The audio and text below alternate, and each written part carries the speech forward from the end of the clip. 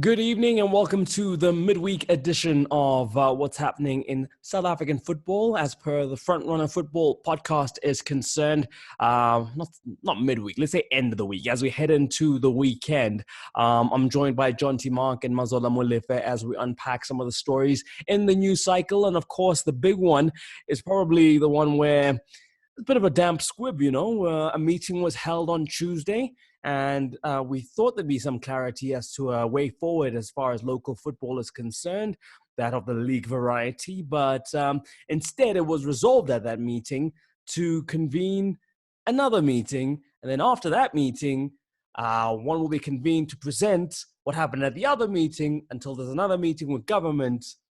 I think I got that right? Is that the right amount of meetings? You're 100% on the mark there. Okay. Yeah, so a lot of meetings. Basically, I don't know. So much. It's basically, SAFA and the PSL finally got together, which was basically at the behest of the sports minister, who seemed to have told them, we need one voice here. Right. If you're going to make a presentation to government, you need to do it with one voice. Right. So they met, and now they've put together another task team that in 2 weeks needs to make a presentation to the liaison committee that they put together. Yeah. And then from there, that presentation, obviously, if it's approved by the liaison committee, will then be presented to government, who will have, obviously, ultimately have the say in whether we start football again or when we can start again. The issue here is that SAFA have done their own report already, saying their medical experts say only at level 1, which is, I think we can all agree, nowhere near happening. Level 1 of the national lockdown. Currently, we're in level 4. When will that happen? I don't know. And then the PSL have done a report, and they obviously, in their more extensive report, they believe that we can play a lot. We can play earlier than that, and there are circumstances in which football can be played. But it's very complex in the sense that there's a lot of things that have to be in place before it can be. So now the two of them have got together and they're formalizing another report. And the feeling I get is there has to be some kind of compromise between the two parties. And they have to say, okay, we can do it at this stage, provided these very kind of strict rules are adhered to, which is kind of, I don't know how easy that will be to implement here in South Africa. I know that in terms of the Bundesliga, obviously we'll have to see how that goes this weekend, because that's starting up again. That's the first European league to start up again this weekend. We'll have to see how that goes, and just in terms of how they'll implement those kinds of regulations here, because we seem to be sort of following a template a little bit from Europe.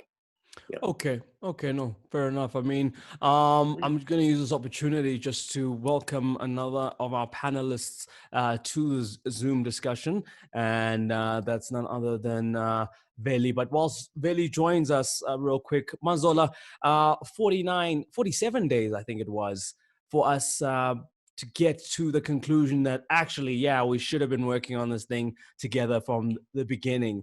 I guess the animus between these two bodies is kind of evident for all to see.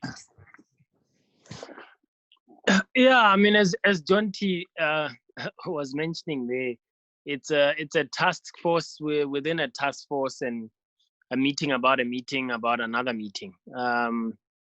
But obviously, the if there's ever going to be a presentation to the government, both associations, federations, whatever you want to call them, have to have one voice. And I think they, as Jonty said, they're only really meeting because the only way to present something to the government is if both of them sort of find the common ground. And I think, it is important for both to find a common ground, because SAFA, as we now know, that they are cutting salaries. They've been in financial turmoil for a while, but COVID-19 has made it worse. And therefore, and even the president of the association has said that obviously for them to kind of get back on their feet again, they have to have events. Bafana have to play international matches. I mean, they were expected to launch new kit with the French apparel. I'm not too sure how to pronounce that name, by the Le way, Coq but yeah. Sportif, I think it is. Yeah, Le Coq Sportif. We're not French. Le Coq Sportif is fine. So they were supposed to obviously announce that partnership there, but it's been halted. So look, there's obviously a lot that they're losing out on, but so are the PSL, or more so are the PSL. So, but what has impressed me about SAFA, and not a lot impresses me about SAFA, by the way, but right. What has impressed me is that they've been forthcoming with information, even if there's not much to say. They don't have a lot of us chasing them for comment or for clarity. I mean, even with let's give credit where it's due. Even with the Mokoena report, I don't think whether we are being whether it's spin or it's the truth or fact or fiction, that's irrelevant. The fact is, Danny Jordan has not run away, has not hid from the press about speaking about the Mokoena report and several other things. Their spokesperson is always available.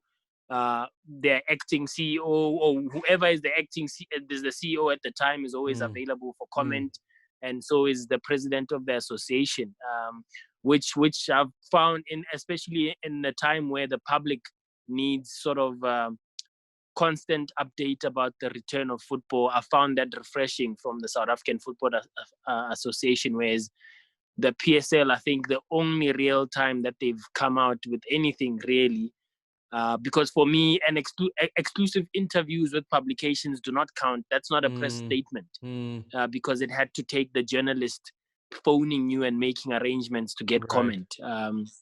So in effect, the PSL has not said anything since mid-March when they announced the suspension of the league. Okay. I mean, really, we have the PSL who are like, update you for what?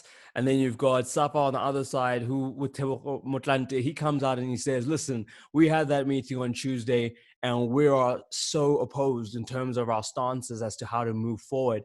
If you had to speculate, what do you think the difference in the positions are? Do you think, one of the bodies is saying, listen, we want to go back, and the other saying, no, it's too soon? Or do you saying both want to go back under different conditions? What do you think would be the bone of contention between the two proposals, between SAFA and the PSL?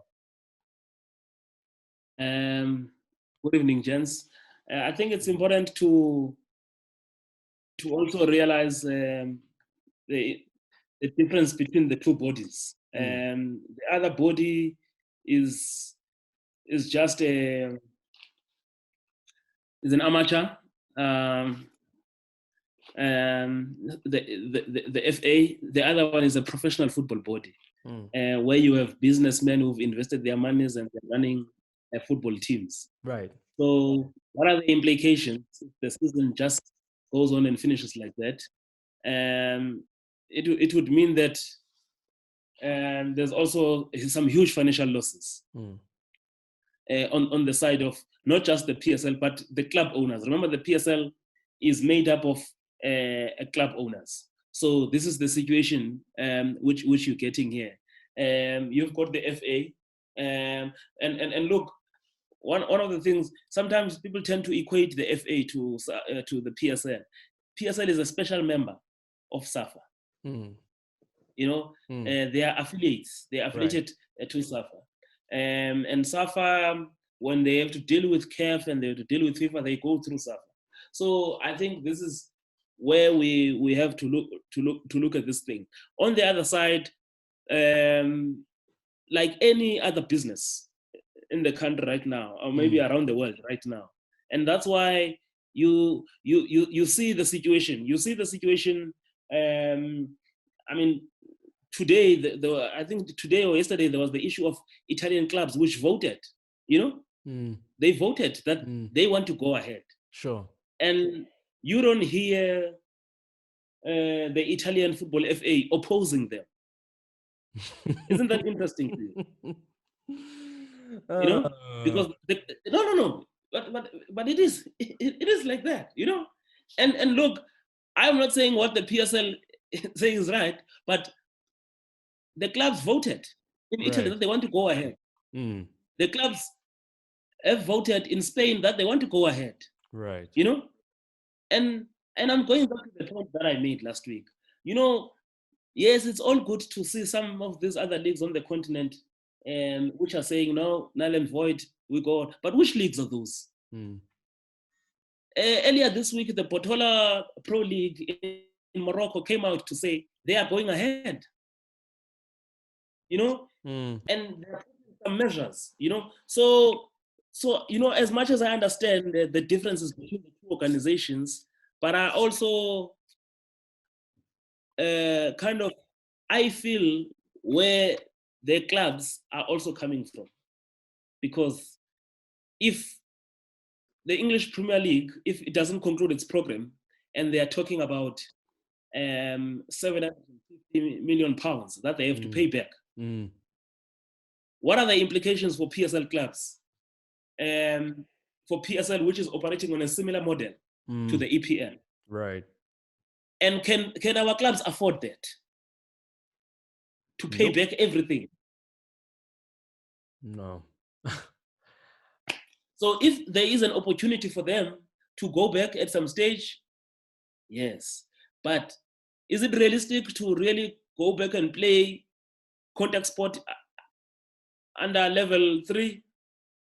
I don't think so. Yeah, no, probably not. Probably not. And I guess that's where it's going to end up, is that most of these bigger leagues with the big commercial interests are just going to have to see the season through, because at some point, you know, investors want a return on investment. So we just essentially are having just a delayed eventual restart of the league, and then the further delay of the starting of a new league. So we could possibly be only dealing with the same season throughout 2020. Do you see a position? I think like your problem, your main problem here is that at some point, I mean, if you look at the example of the Bundesliga with Dynamo Dresden in Bundesliga 2, who had a coronavirus outbreak and therefore are the only club, well, when the team they're playing, but they're not playing this weekend because of the outbreak there. But that's basically the German government saying, okay, you can go ahead and play. We know the risk. We know there's a risk of this virus spreading, but we understand the economic situation and the fact that, you know, clubs need to make money. TV rights, as Velile mentioned, there are TV rights situations here. We understand that there's a risk, but you must just go ahead and get on with it and play. And ultimately, it's going to be the South African government that's going to have to say, okay, you can just go ahead and get on with it and play. We know the risks. We know that this virus at level 3, at level 4, at level 2 even has a chance of spreading, and has a chance. There's a chance of being an outbreak of this virus within a team when they're training or when they're playing. But we've made an economic decision here that we're just going to go ahead and play. And that's up to the South African government. But that is the situation we're in. It's not a case of, you know, because I think SAFA seem to be pushing sort of the agenda of, you know, we can't play until level 1 because there's too much of a risk. But at some point, you have to take the economic factor into consideration. You have to say, okay, well, yeah, there's a risk, but we've got to get this thing up and running again. We've got to play some football. We've got to get money flowing into the game again. So those are the things you've got to weigh up against each other. And I think ultimately it's up to the government whether because they're the ones who are going to say football can be played or not, and to just say, you know what, we need to get the economy of football up and running again. We know there's a risk, but let's play and manage these. If there are outbreaks, manage them as they happen and as we go along. Right. As opposed to just saying we must wait until there's absolutely no risk, because nobody knows when that's going to be. For sure. Before we move on past the PSL and SAFA, on SAFA's point, Mazola, you made a very good point that you know, Denny O'Dan has been very forthcoming and open, and this was before Velile joined us. So Velile, on that point, you know, I'm looking at this whole thing with Game Mokoena.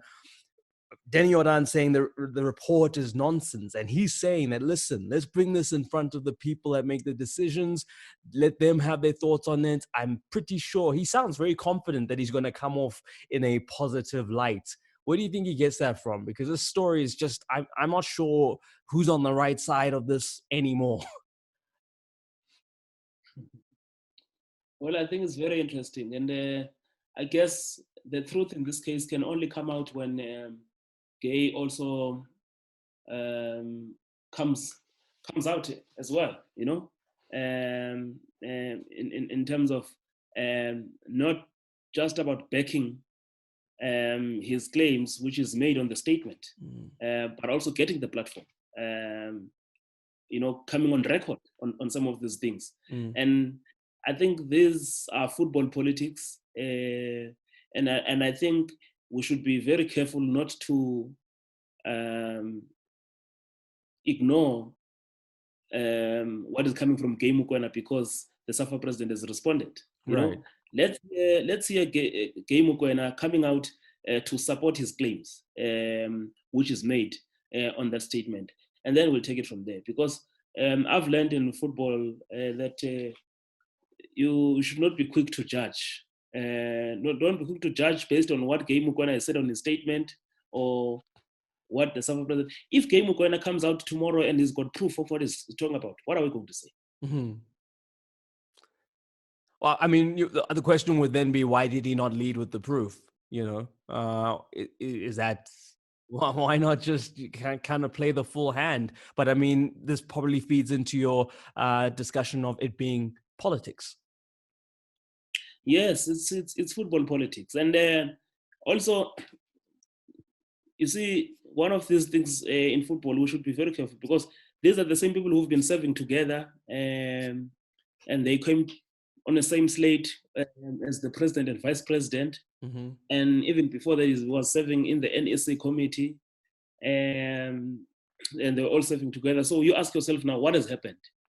You know, why suddenly there are these divisions? What necessitated all these things?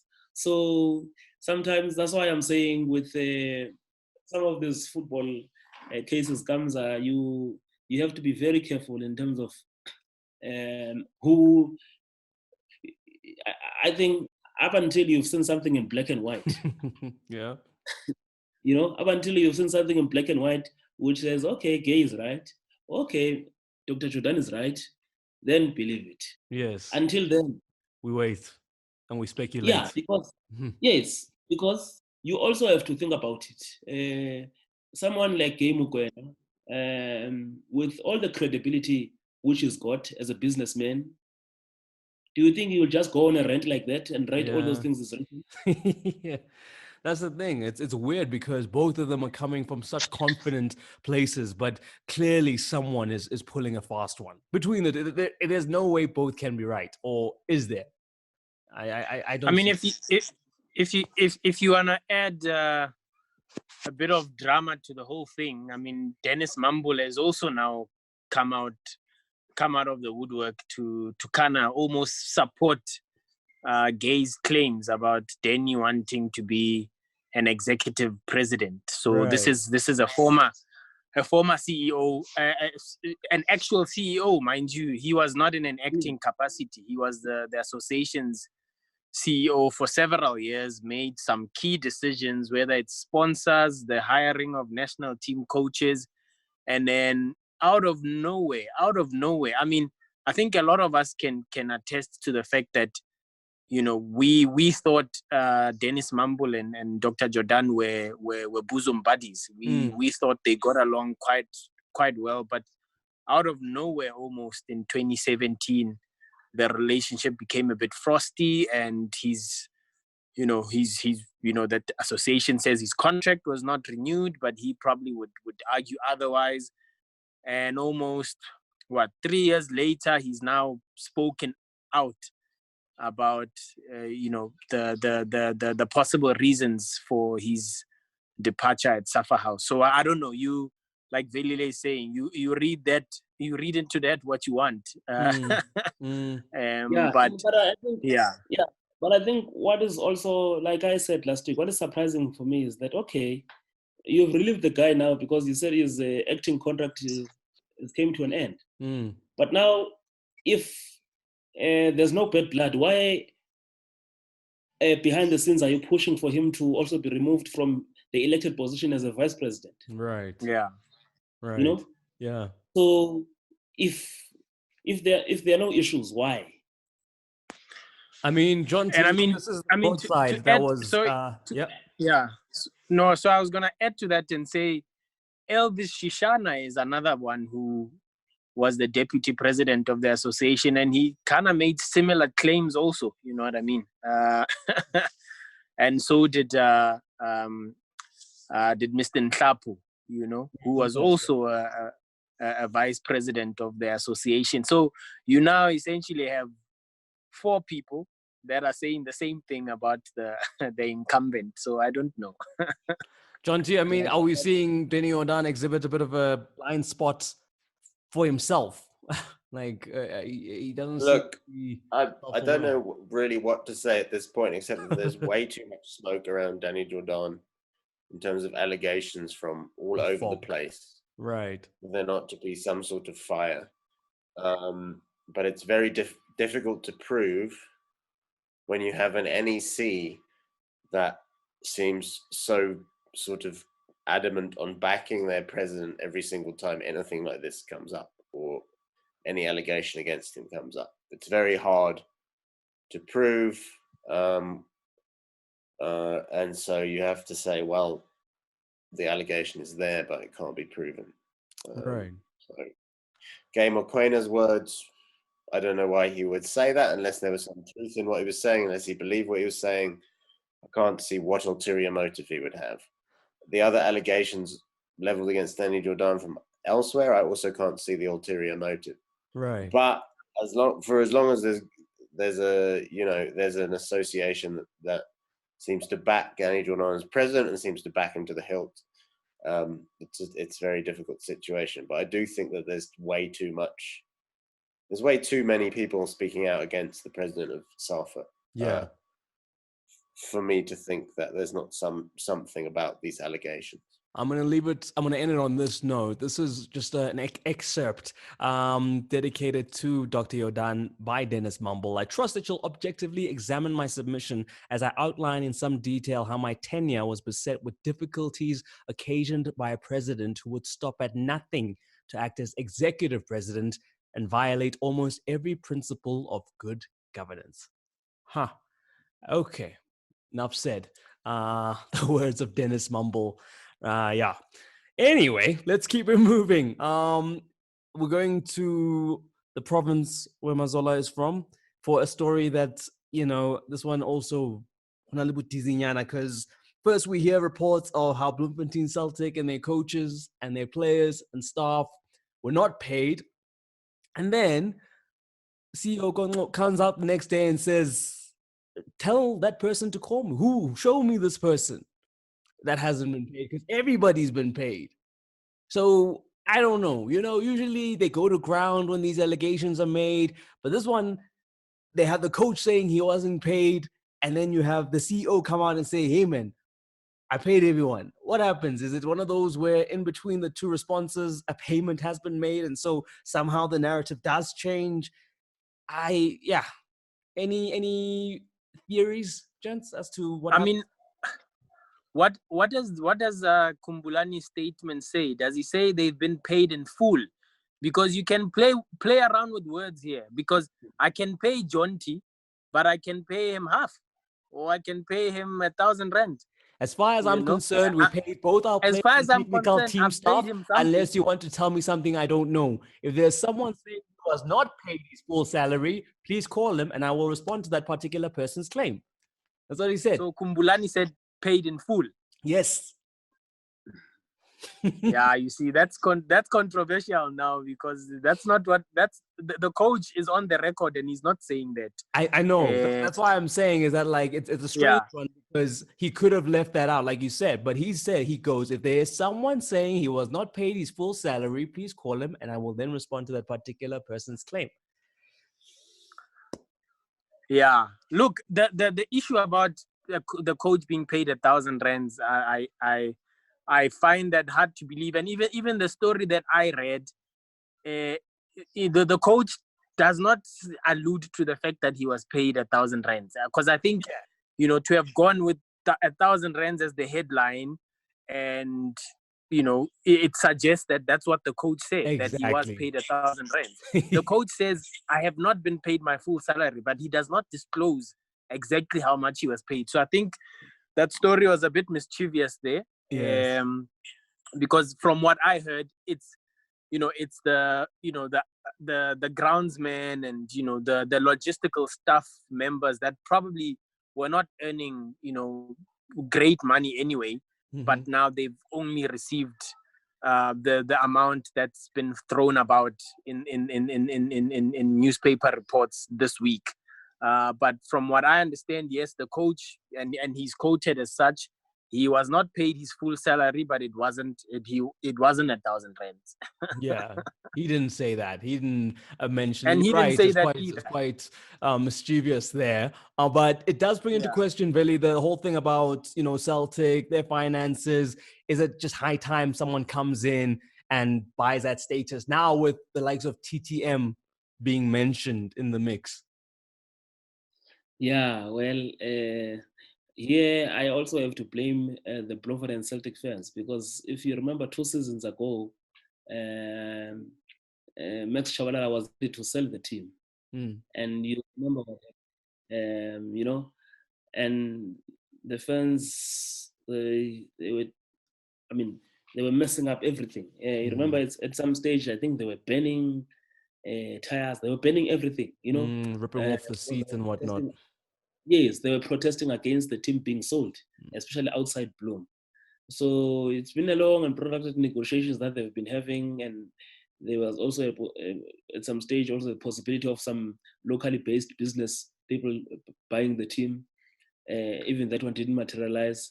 So I think there's a huge possibility that they are one of the teams, because I think we've said it here that teams like Bloem and Celtic, they are going to find it very difficult to survive beyond this COVID-19. Because remember, Kamza, some of our clubs are run by entrepreneurs, and some of those deals, there's nothing happening currently, right. And this goes back to what we were saying at an earlier stage, to say the money of the PSL grant is not enough to run a football team, so you need your businesses aside, which will also complement that 2 million rand plus, which you're getting as a monthly grant from the PSL. So I think in this case, Bloem and Celtic, I don't see them surviving under the current ownership beyond this COVID-19. And I'm not surprised. I saw, and I think I agree with Mazola. Maybe the 1,000 rands is just a bit mischievous, especially when there's no confirmation where it's coming from. Because the first story I had heard was that the coaches were paid less than 10,000 rands. Right. Yeah. And then it just kept on going down. Yeah. But look, if it makes the story nice.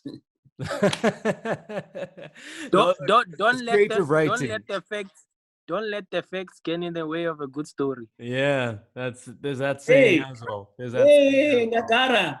Hey, I want to put this on record. Creative writing. Especially. That is a very common saying. And lastly, just before we end, Jonty, this one about Nande Becker coming out and saying that the Sirino sanction was too soft. He would have probably gone for twice as many games. But hey, man, we have a lovely set of rules. He ended it off with that. He said, I would have given him 4, but I love the rules. The rules are great. They're well written. Yeah, I still stand by what I said, I think, on Monday, that why did it take the PSL 8 months to make a decision on this thing? And and Nande Becker seems to me like, I think there was a previous incident, I can't remember what it was, but where he also said a similar thing, like he wanted a much harsher sentence, and then the sentence was reduced. I think it was the Paul Makola, where he banned him. Okay. Am I right, Mazola? And the Wayne Arendse. Yeah. I think Mpumakolo also got a long ban and then got it reduced, right? Yeah. Upon appeal. But I think, I don't know if it's him trying to seem like he's like, authoritative, or seem like he has some sort of power, or seem like he's trying to be this like harsh advocate, and and then sort of saying, well, there's a fair process here, so it got reduced. Look, I would like to make a case. I don't know what he's trying to be, but yeah, it always seems to happen in the same sense. I wanted this, but there has to be fair process, and so it's only a 2-match ban, and so that's what we're going ahead with. The real question, I still maintain that the real question, I know we're running out of time, is why, when an incident happens, can it not be dealt with within like 5 to 7 days? Yeah, And deal with it. Put whatever punishment you got out there, and don't wait 8 months before you say, okay, now this guy's banned for 2 games. Okay, Mazola, are you saying there's a method to the madness? No, so I would like to sort of make a case for Nande here, and not to defend the length, the period it took to come to a sanction, as we've seen with other other cases, like the Wayne Arendse case in particular, where it also took the same amount of time. It was 8 months before there was a sanction delivered. So my argument was that Nande, of course, Nande has to come out and say he's seeking a harsher sanction or punishment, because he's a PSL prosecutor. He's serving the interests of the league. So if the league wants to set an example, or if the league, according to its statutes, says punishment carries a minimum of 6 months from away from football, then that's what Nande will try and get the league. If the assault incident, 2 assault charges, according to the rules, argue that Gaston Sirino should have been given a 4-match ban, then that's exactly what Nande will try and do. He will try and get the harshest sentence possible. And it is up to then the heads of arguments from both the league and the club in question and the player and the independent panel to decide which way they are going with. I mean, for example, with Wayne Arendse, Nande is on record saying he wanted a harsher punishment for Wayne Arendse, but Wayne Arendse only got away with what Nande feels was a slap on the wrist, because he was only given a monetary fine. Nande wanted him to be banned for, I think, at least 2 matches, and he wanted Sundowns to be docked points. But that did not happen. Sundowns only got a monetary fine, and the player also got a monetary fine. You go back to the TDL case, where he was almost sort of found guilty for comments of a discriminatory nature. Right. And Nande wanted him to be banned for longer than 12 months from football. But in the end, the independent panel decided he should be banned for 1 year from football, which in turn ended up never happening as well. So Nande will always seek the harshest punishment possible as the league sort of sees fit or wants it to be. It sounds like then he's just the rule book. So if he's going for the harshest, and that's what is in the rule book, why do you need him if he's not successful in getting those results? If the rule book says 4 matches and Nande is there to instill that, and then it's half, why do you have him there? If he's just kind of codifying what the rule book is saying. Yeah, but I think he's also guided by the PSL handbook, So whatever he's proposing is something that is also there in the handbook. Right. I agree with that. Yes. But also, I think this goes back now to, because these are the PSL rules which are being tested here, and they've always argued, the PSL, that their DC is independent. So maybe this is showing how independent their DC is, because absolutely. Yeah, and now you also have to give credit maybe to the legal teams that the clubs and the players and the officials, whoever gets charged, are also bringing, because they are testing these PSL rules. So I think I think here this is the challenge that the PSL legal department maybe will have to look at to say, look, yes, I know that we've got this independent DC, but is it good that all the rules of the PSL, which are being always reduced, are being reduced to lesser sentences? Exactly, because I mean there are some arguments. Yeah, I mean this one of this incident of Sirino.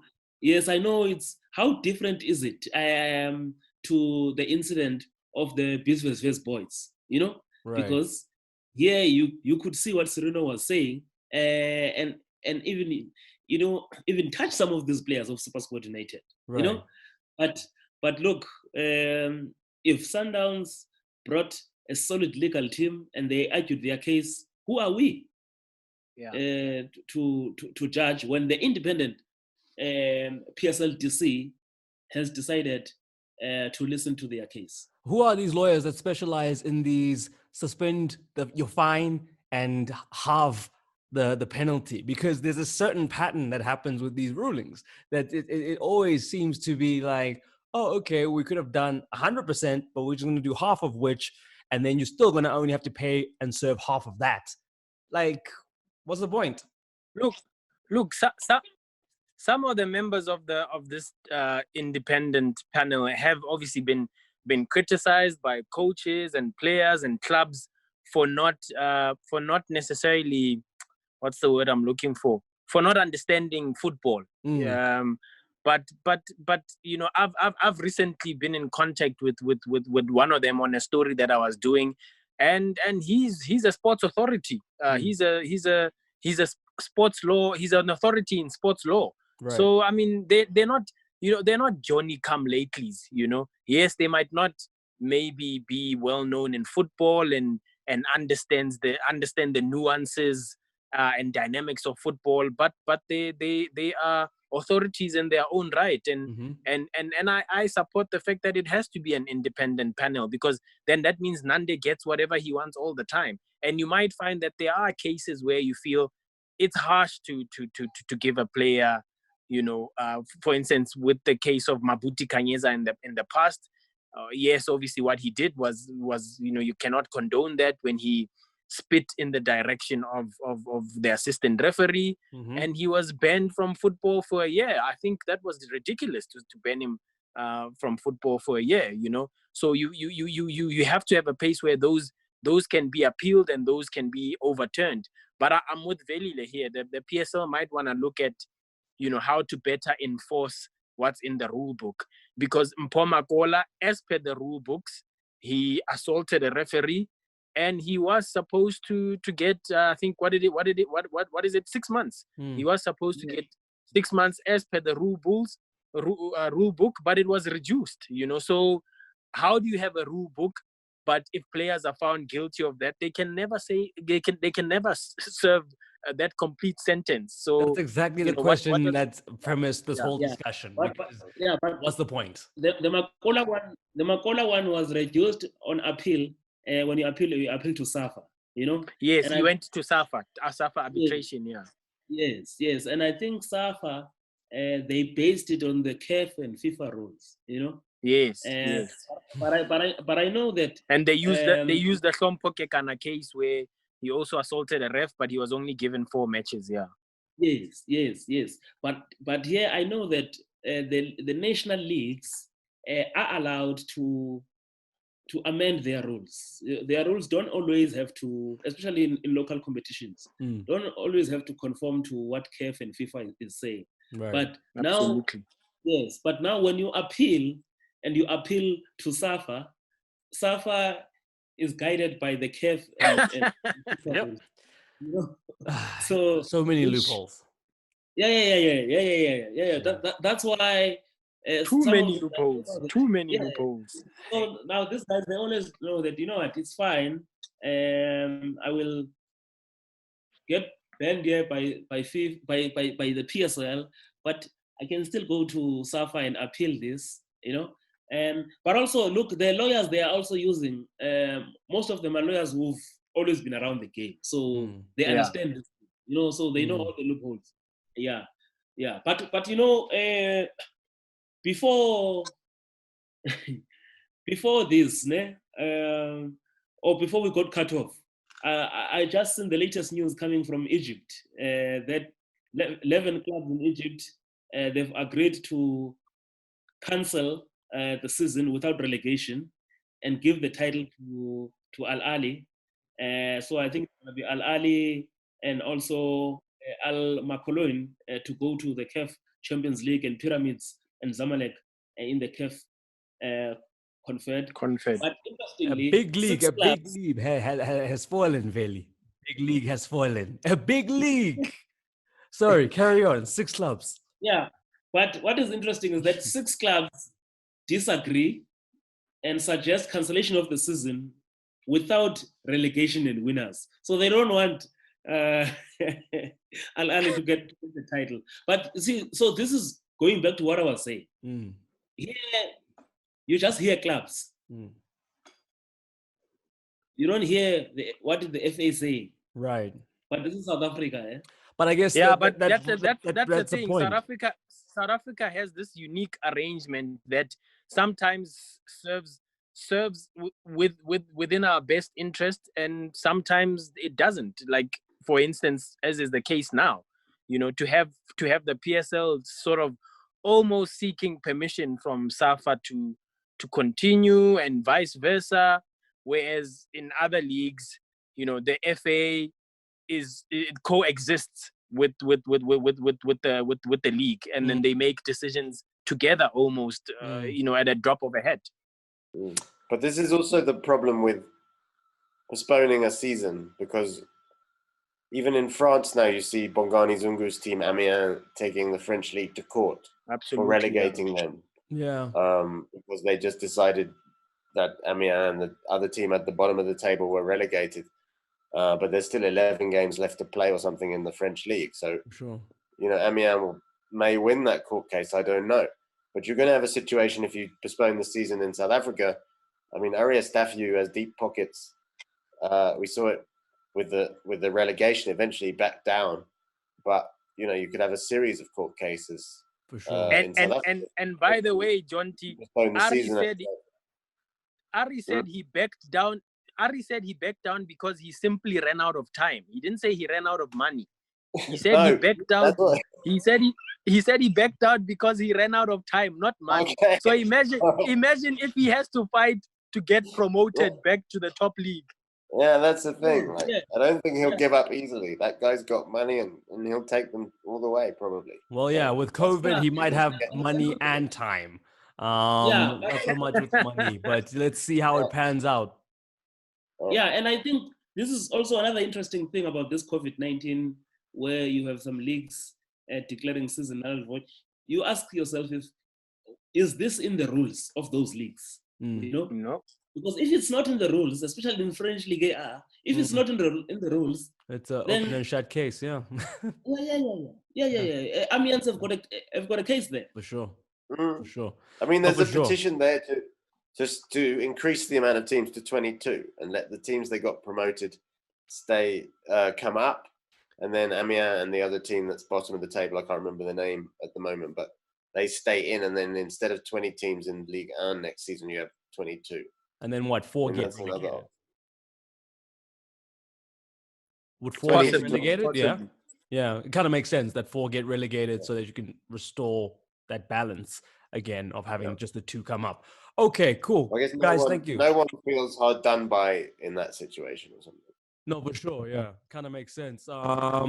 It sounds like the most equitable way to go about it. At the end of the day, it does seem that the PSL will be backed by whatever in terms of the clubs they kind of want. I mean, are we in that situation, Velile, where you have, if the majority of the clubs are saying, listen, we want you to take our mandate to SAFA and to the government, and that is what we want to do is continue, that's what they have to do. No matter if the people who run it don't feel that same way, if the clubs want it, they have to carry the mandate. Yeah, but look, I think now the way things are happening, the two bodies have decided to work jointly on this. The fact that they've came out with a task team, and also you saw that even in terms of communicating the message, it's the mother body in the country, SAFA, which is communicating this message. So it tells you about the way forward, because the Minister of Sport, Nathi Mthethwa, has already said that they need to get one voice. And also remember, even FIFA has said in terms of having the powers of deciding football matters, especially about going back to play.